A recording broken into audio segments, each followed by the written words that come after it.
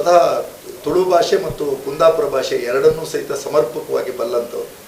ಆ ಎರಡೂ ಸಂಸ್ಕೃತಿಗಳನ್ನು ಚೆನ್ನಾಗಿ ಅರಿತುಕೊಂಡು ಕುಂದಾಪುರ ಕನ್ನಡಕ್ಕೆ ಒಂದು ಅಕಾಡೆಮಿ ಆಗಬೇಕು, ಕುಂದಾಪುರ ಕನ್ನಡಕ್ಕೆ ಒಂದು ಭಾರಿ ದೊಡ್ಡದಾದಂಥ ಒಂದು ಸಾಂಸ್ಕೃತಿಕ ಭೂಮಿಕೆ ಸಿದ್ಧವಾಗಬೇಕು ಅಂತ ಆ ಭಾಗದ ಜನರ ಒಂದು ಭಾವನೆ ಇದೆ. ತಾವು ಏನು ಕ್ರಮಗಳನ್ನು ಕೈಗೊಳ್ಬೋದು? ಈಗಾಗಲೇ ಕುಂದ ಕನ್ನಡದ ಅಧ್ಯಯನ ಪೀಠವನ್ನು ಮಂಗಳೂರಿನಲ್ಲಿ ಸ್ಥಾಪಿಸಲಿಕ್ಕೆ ಸಿಂಡಿಕೇಟಿಂದ ತೀರ್ಮಾನ ಆಗಿದೆ. ನಾನೇ ಅದನ್ನು ಮೂವ್ ಮಾಡಿದ್ದು. ಅದರೊಟ್ಟಿಗೆ ಅಂದಿನ ಸಚಿವರ ಹತ್ರ ಒಂದು 25 ಲಕ್ಷ ರಿಲೀಸ್ ಮಾಡಿಸ್ಕೊಂಡಿದ್ದೆ. ಆದರೆ ಅದು ಸಾಕಾಗೋದಿಲ್ಲ ಅಧ್ಯಯನ ಮಾಡಲಿಕ್ಕೆ. ನಾನು ಮುಖ್ಯಮಂತ್ರಿಗಳ ಹತ್ರ, ಮಾನ್ಯ ಸಿದ್ದರಾಮಯ್ಯನವ್ರ ಹತ್ರ ನೇರವಾಗಿ ಹೋಗಿ 1.5 ಕೋಟಿ ಕೇಳಿದೆ. ಅವರು ಅದನ್ನು ಬಿಡುಗಡೆ ಮಾಡುವುದಂತೂ ಬರೆದು ಕಳಿಸಿದ್ದಾರೆ. ಈಗ ಹಣಕಾಸು ಇಲಾಖೆಯಿಂದ ಆಗಿದೆ ಆದೇಶ. ಒಂದು ಚುನಾವಣೆ ಬರೆದಿಷ್ಟೊತ್ತಿಗೆ ಜೀವ ಇಶ್ಯೂ ಆಗಿಬಿಡ್ತಾ ಇತ್ತು.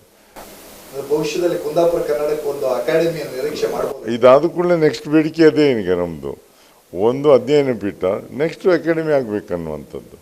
ಅದರಷ್ಟು ಆ ಕುಂದ ಕನ್ನಡ ಭಾಳ ಚಂದ. ಅದು ಕೇಮ್ಗೆ ಭಾಳ ಒಳ್ಳೆ ಆಯ್ತು, ಗೊತ್ತಾ?